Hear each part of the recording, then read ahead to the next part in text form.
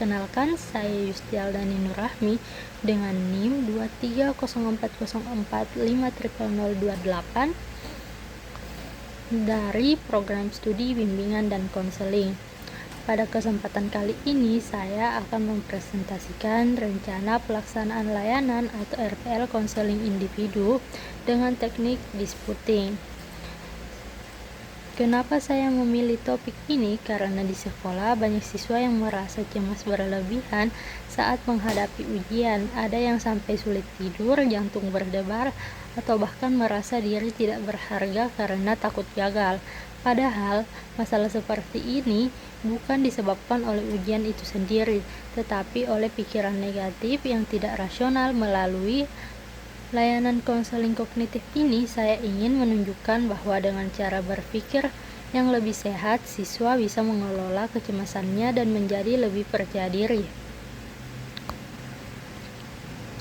Baik, kita masuk ke bagian pertama, yaitu komponen RPL.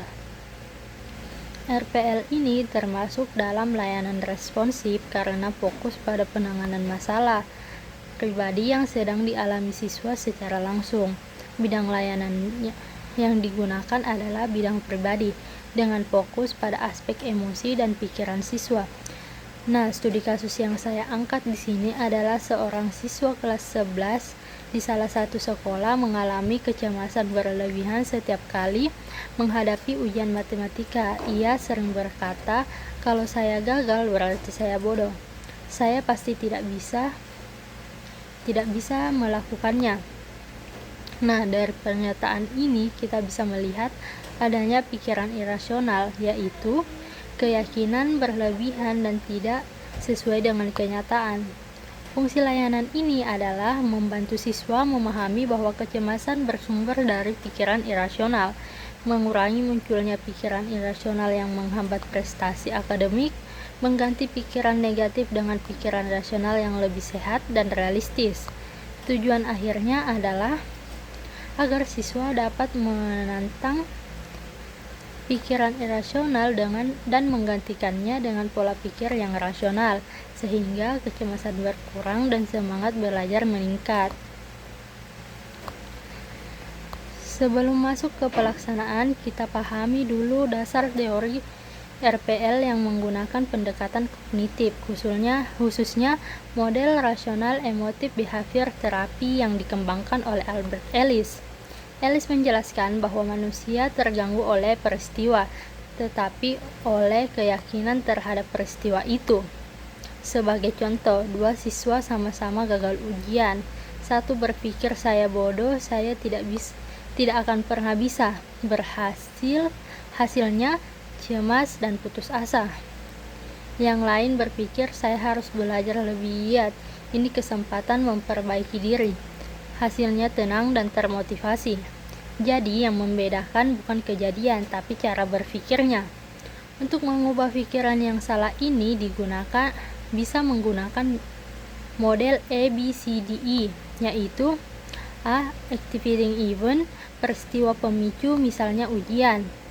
Belief, yaitu keyakinan atau pikiran otomatis yang biasa rasional atau irasional. Consequence, yaitu dampak emosi dan perilaku dari pikiran itu. D atau disputing, membantah dan menentang pikiran irasional. E atau efek adalah keyakinan baru yang rasional dan menentang. Dalam teknik disputing ada 3 jenis pertanyaan, yaitu empiris, apakah ada bukti nyata bahwa kamu pasti gagal? Logis, apakah masuk akal jika satu ujian menentukan seluruh hidupmu? Pragmatis, apakah pikiran ini membuat kamu semangat atau justru membuat kamu stres? Teknik ini membantu konseli melihat realitas secara objektif, bukan emosional.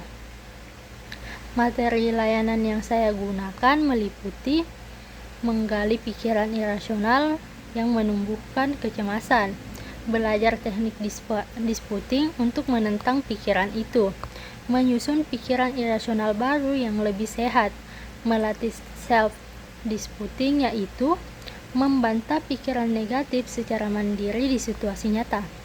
Media yang digunakan sederhana namun efektif, yaitu lembar kerja tabel pikiran irasional versus rasional, papan tulis, serta alat tulis. Selain itu, saya juga menyiapkan PowerPoint visual dari Canva agar sesi konseling lebih menarik secara visual. Pelaksanaan layanan ini dilakukan selama 1 kali 40 menit dan dibagi menjadi 3 tahap utama, yaitu tahap awal, tahap inti, dan tahap penutup. Nah, di tahap awal, konselor membuka sesi dengan salam, doa, dan membangun hubungan yang hangat. Konselor juga menanyakan kabar konseling untuk mencairkan suasana dan membuat kontrak konseling, ya, bisa berupa durasi, kerahasiaan, dan keterbukaan. Tujuannya agar konseli merasa aman dan nyaman. Di tahap inti, konselor meminta konseli menceritakan pengalamannya saat ujian. Konseli mengungkapkan bahwa ia selalu berpikir, kalau saya gagal, hidup saya hancur. Konselor kemudian menuliskan pikiran itu di papan tulis dan mulai melakukan disputing menggunakan 3 pendekatan tadi, yaitu empiris, apa buktinya hidupmu hancur kalau gagal satu ujian. Logis, apakah logis satu kesalahan berarti kamu bodoh? Dan pragmatis, apakah pikiran ini membuatmu lebih tenang atau malah tambah cemas? Setelah diajak berpikir, konseli mulai sadar bahwa pikirannya tidak rasional. Konselor lalu mengajak konseli membuat pikiran baru yang lebih sehat. Misalnya, kalau gagal itu bukan akhir, saya bisa belajar lagi dan memperbaiki diri. Konseli diminta mengulangi pikiran positif sebagai self-talk supaya menjadi kebiasaan baru yang menenangkan. Tahap penutup, konselor menanyakan perasaan konseli setelah sesi. Biasanya siswa merasa lebih lega dan percaya diri. Lalu konselor memberi penguatan dan tugas rumah untuk berlatih self-disputing setiap kali kecemasan muncul. Sesi ditutup dengan membaca doa dan salam.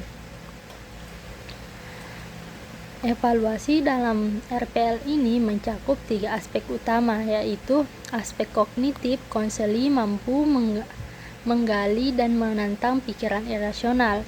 Indikatornya, siswa bisa menyebut minimal 1 pikiran irasional yang menimbulkan kecemasan. Aspek afektif, yaitu konseli menunjukkan perubahan emosi, tampak lebih tenang, optimis, dan termotivasi.